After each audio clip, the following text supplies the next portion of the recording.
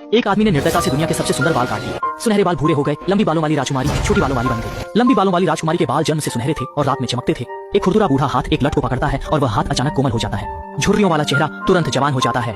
उसने एक लट को काट दिया और वह लट अचानक काली हो गई। चुड़ैल की त्वचा तेजी से बूढ़ी हो रही थी।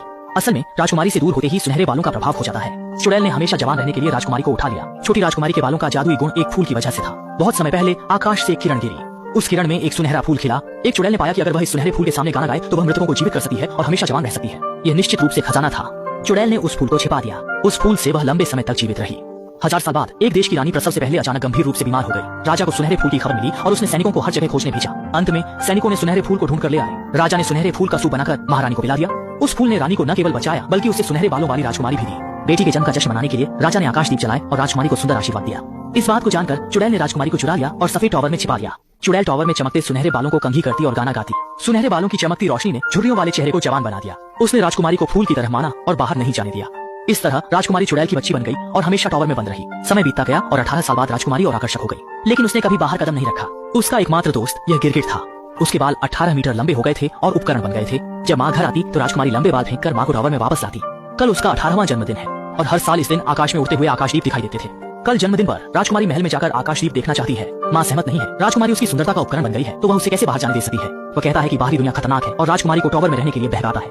माँ के जाने के बाद राजकुमारी विचारों में डूब जाती है। वह वास्तव में आकाशदीप देखना चाहती है, लेकिन माँ उसे नहीं समझती। जब राजकुमारी टॉवर से निकलने की कल्पना कर रही थी, एक आदमी उसकी ओर दौड़ता हुआ आता है। उसका नाम दाशान है। वह वांछित अपराधी है।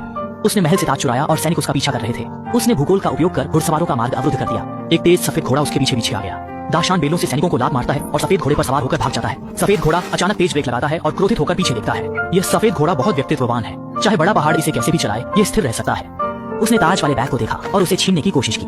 संघर्ष के दौरान बैग एक टेढ़े पेड़ पर फेंक दिया गया। वे सभी बैग को पाने के लिए कूद गए।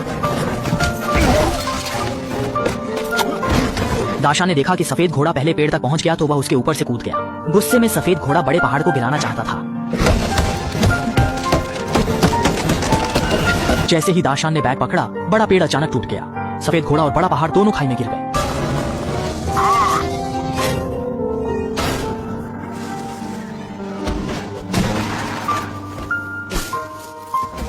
पहाड़ी के नीचे सफेद घोड़ा नाक जमीन पर लगाकर हस्की की तरह बड़े पहाड़ को खोजने की कोशिश करता है, लेकिन वह कुत्ते की नाक नहीं है, इसलिए सामने होते हुए भी नहीं ढूंढ पाता। दाशान ने अनजाने में एक गुफा देखी। वह जल्दी से उसमें छिप गया और देखा कि सफेद घोड़ा दिखावा कर रहा है कि वह उसे खोज रहा है।